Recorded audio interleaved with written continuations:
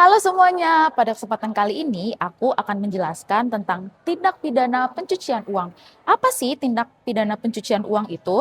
Menurut Undang-Undang Republik Indonesia Nomor 8 Tahun 2010, pencucian uang adalah segala perbuatan yang memenuhi unsur-unsur tindak pidana sesuai dengan ketentuan yang ada di dalam undang-undang ini. Menurut Welling, pencucian uang adalah proses di mana seseorang menyembunyikan keberadaan sumber ilegal atau penerapan pendapatan ilegal dan daripada menyamarkan pendapatan itu agar tampak sah. Menurut Fraser, pencucian uang adalah proses yang cukup sederhana. Meskipun uang kotor atau prosesi kejahatan dicuci melalui sumber dan perusahaan yang sah sehingga orang jahat dapat dengan lebih aman menikmati keuntungan yang tidak aman. Sejarah pencucian uang itu sendiri, pencucian uang tidak terlepas dari keberadaan seorang mafia yang bernama Alphonse Gabriel Capone atau biasa disebut Al Capone. Karena aksinya dalam membersihkan uang dari hasil kejahatan pada tahun 1920 sampai dengan tahun 1930-an. Ciri-ciri pencucian uang biasanya itu dilibatkan dari 3 langkah. Yang pertama, itu memasukkan uang tunai ke dalam sistem keuangan dengan berbagai cara atau yang disebut dengan penempatan. Yang kedua, itu melakukan transaksi keuangan yang kompleks untuk menyamarkan sumber ilegal uang tunai atau yang disebut dengan layering. Dan yang terakhir itu adalah memperoleh kekayaan yang dihasilkan dari sumber dana ilegal atau yang disebut dengan integrasi. Cara atau metode pencucian uang. Yang pertama itu ada penataan atau yang dikenal sebagai smurfing, adalah metode penempatan di mana uang tunai dipecah menjadi simpanan uang yang lebih kecil. Yang kedua ada penyelundupan uang tunai dalam jumlah yang besar. Ini melibatkan penyelundupan uang tunai secara fisik ke yurisdiksi lain dan menyimpannya di lembaga keuangan seperti bank luar negeri. Yang ketiga ada bisnis padat uang. Dalam metode ini, suatu bisnis biasanya diharapkan menerima sebagian besar pendapatannya karena uang tunai menggunakan rekeningnya untuk menyetor uang tunai yang diperoleh secara kriminal. Yang keempat, pencucian berbasis perdagangan. Metode ini merupakan salah satu bentuk pencucian uang yang terbaru dan paling kompleks. Yang kelima adalah penipuan faktur. Contohnya adalah ketika penjahat menghubungi perusahaan dan mengatakan bahwa rincian pembayaran pemasok telah berubah. Karakteristik tindak pidana pencucian uang. Menurut Hazel Coral, terdapat beberapa karakteristik pada kejahatan kerah putih ini yang juga dimiliki oleh kejahatan pencucian uang. Yang pertama ada tidak kasat mata, yang kedua ada sangat kompleks, yang ketiga ketidakjelasan pertanggungjawaban pidana, yang keempat ketidakjelasan korban, yang kelima aturan hukum yang samar atau tidak jelas, dan yang terakhir ada sulit deteksi atau dituntut. Faktor pendorong terjadinya pencucian uang. Yang pertama ada terjadinya globalisasi sistem keuangan, yang kedua adanya kemajuan di bidang teknologi informasi, dan yang ketiga adanya ketentuan tentang rahasia bank yang sangat ketat, yang keempat penggunaan nama samaran atau anonim, yang kelima penggunaan electric money atau e-money, yang keenam, praktik pencucian uang secara layering. Dan yang ketujuh, berlakunya ketentuan hukum terkait kerahasiaan hubungan antara lawyer dan akuntan dengan kliennya masing-masing. Dan yang terakhir, kurangnya perhatian yang sungguh-sungguh untuk memberantas praktik pencucian uang yang dilakukan melalui sistem perbankan, tidak kriminalisasinya perbuatan pencucian uang di suatu negara. Kira-kira tindak pidana pencucian uang itu dikenakan hukuman apa ya? Yuk kita simak bahas di Undang-Undang Nomor 8 Tahun 2010. Pasal 3. Setiap orang yang menempatkan, mengalihkan, membelanjakan, menghibahkan, menitipkan, membawa ke luar negeri, mengubah bentuk, menukarkan dengan mata uang atau surat berharga atau perbuatan lain atas harta kekayaan yang diketahuinya atau patut diduga merupakan hasil tindak pidana dengan tujuan menyembunyikan atau menyamarkan asal-usul harta kekayaan dipidana karena tindak pidana pencucian uang dengan pidana penjara paling lama 20 tahun dan denda paling banyak 10 miliar rupiah. Di pasal 4, setiap orang yang menyembunyikan atau menyamarkan asal-usul sumber lokasi peruntukan pengalihan hak-hak atau kepemilikan yang sebenarnya atas harta kekayaan yang diketahuinya atau patut diduganya merupakan hasil tindak pidana karena tindak pidana pencucian uang dengan pidana penjara paling lama 20 tahun dan denda paling banyak 5 miliar rupiah. Pasal 5. Setiap orang yang menerima atau menguasai penempatan, pentransferan, pembiayaan, hibah, sumbangan, penitipan, penukaran, atau menggunakan harta kekayaan yang diketahuinya atau patut diduganya merupakan hasil tindak pidana dipidana dengan pidana penjara paling lama 5 tahun dan denda paling banyak 1 miliar rupiah. Ketentuan ini tidak berlaku bagi pihak pelapor yang melaksanakan kewajiban pelaporan sebagaimana diatur dalam undang-undang ini. Pasal 6. Dalam hal tindak pidana pencucian uang dilakukan oleh korporasi, pidana dijatuhkan terhadap korporasi dan atau personil pengendali korporasi.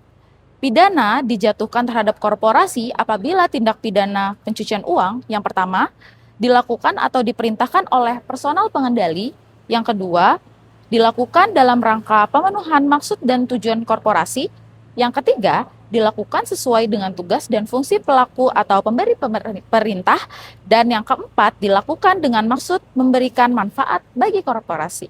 Pasal 7.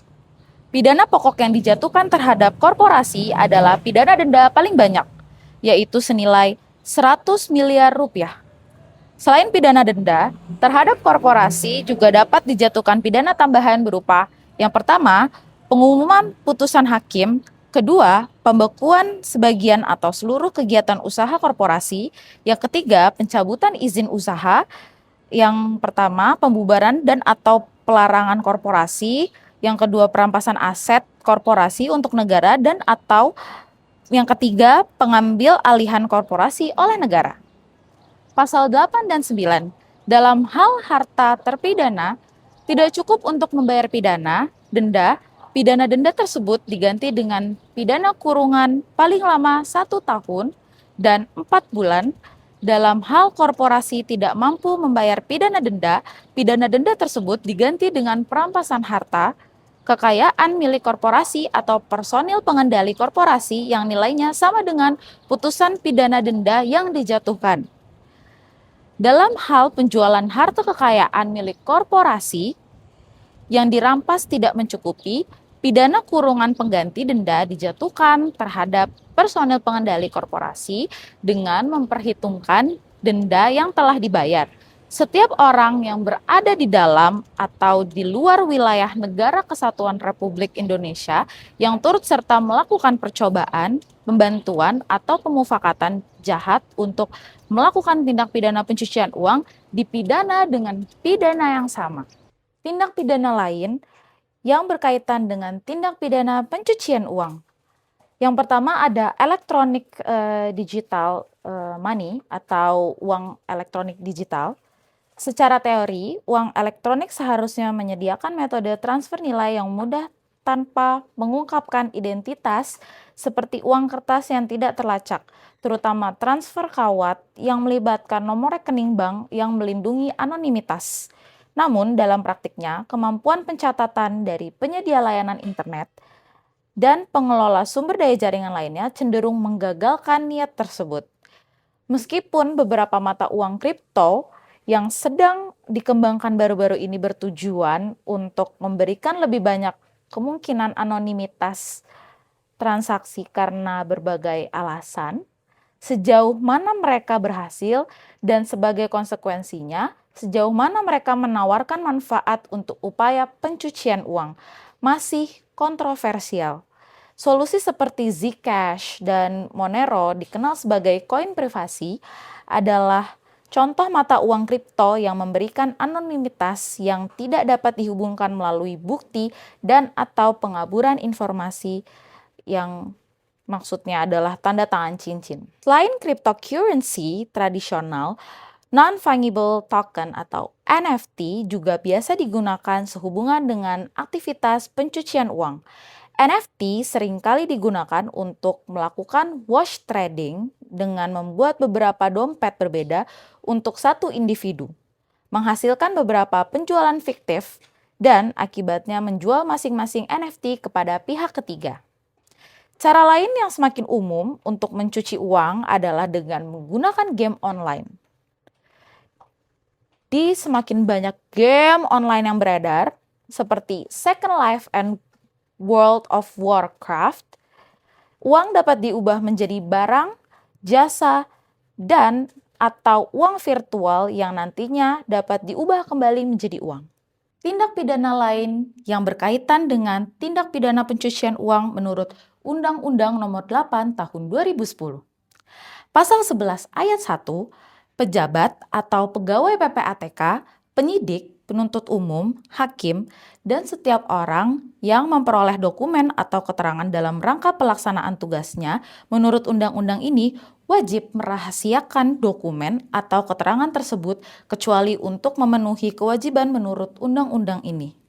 Ayat 2, setiap orang yang melanggar ketentuan sebagaimana dimaksud pada ayat 1 dipidana dengan pidana penjara paling lama 4 tahun. Ayat 3, ketentuan sebagaimana dimaksud pada ayat 1 tidak berlaku bagi pejabat atau pegawai PPATK, penyidik, penuntut umum, dan hakim jika dilakukan dalam rangka memenuhi kewajiban sesuai dengan ketentuan perundang-undangan.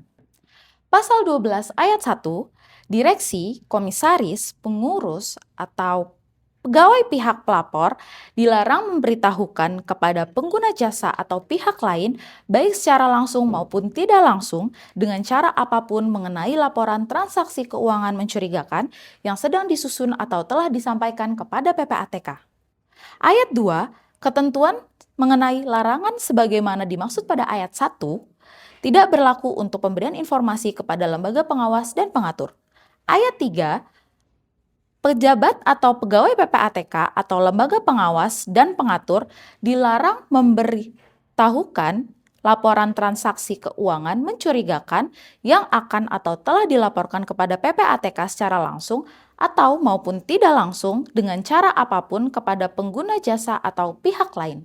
Ayat 4, ketentuan mengenai larangan sebagaimana dimaksud pada ayat 3 tidak berlaku dalam rangka pemenuhan kewajiban menurut undang-undang ini. Dan yang terakhir, ayat 5, pelanggaran atas ketentuan sebagaimana dimaksud pada ayat 1 dan ayat 3 dipidana dengan pidana penjara paling lama 5 tahun dan pidana denda paling banyak 1 miliar rupiah.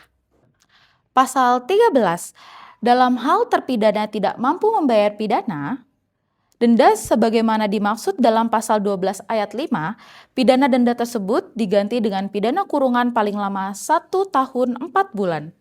Pasal 14, setiap orang yang melakukan campur tangan terhadap pelaksanaan tugas dan kewenangan PPATK, sebagaimana dimaksud dalam pasal 37 ayat 3, dipidana dengan pidana penjara paling lama 2 tahun dan denda paling banyak 500 juta rupiah.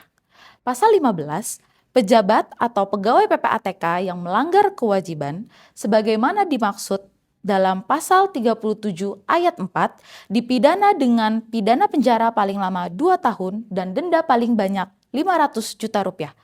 Pasal 16, dalam hal pejabat atau pegawai PPATK, penyidik, penuntut umum, atau hakim yang menangani perkara tindak pidana pencucian uang yang sedang diperiksa, melanggar ketentuan sebagaimana dimaksud dalam pasal 83 ayat 1 dan atau pasal 85 ayat 1 dipidana dengan pidana penjara paling lama 10 tahun. Jenis dan modus operandi tindak pidana pencucian uang. Ada 2 jenis tindak pidana pencucian uang, yaitu pencucian uang aktif dan pencucian uang pasif. Perbedaan di antara keduanya adalah terlihat disengaja dan tidak terlihat tidak disengaja. Beberapa modus operandi yang sering digunakan oleh pelaku tindak pidana pencucian uang, baik yang dilakukan secara sederhana maupun dengan menggunakan sarana atau bantuan sistem keuangan pada umumnya dilakukan dengan cara sebagai berikut. Yang pertama, membelikan harta memakai nama anggota keluarga atau orang lain.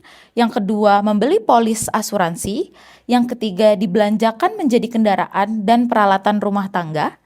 Yang keempat, pelaku menggunakan rekening orang lain dan melakukan pola transaksi bypass yang dilakukan oleh pelaku sehingga ketika dilakukan pelacakan uang sudah tidak ditemukan. Yang kelima, menanamkan modal yang berasal dari hasil kejahatan pada perusahaan lain dengan kerjasama secara legal.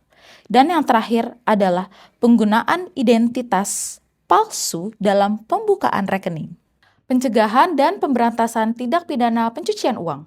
Dalam melakukan pencegahan dan pemberantasan tindak pidana pencucian uang, PPATK dapat melakukan kerjasama pertukaran informasi berupa permintaan, pemberian, dan penerimaan informasi dengan pihak baik dalam lingkup nasional maupun internasional yang meliputi pertama, instansi penegak hukum. Yang kedua, lembaga yang berwenang melakukan pengawasan terhadap penyedia jasa keuangan. Yang ketiga, lembaga yang bertugas memeriksa pengelolaan dan tanggung jawab keuangan negara. Yang keempat, lembaga lain yang terkait dengan pencegahan dan pemberantasan tindak pidana pencucian uang atau tindak pidana lain terkait dengan tindak pidana pencucian uang.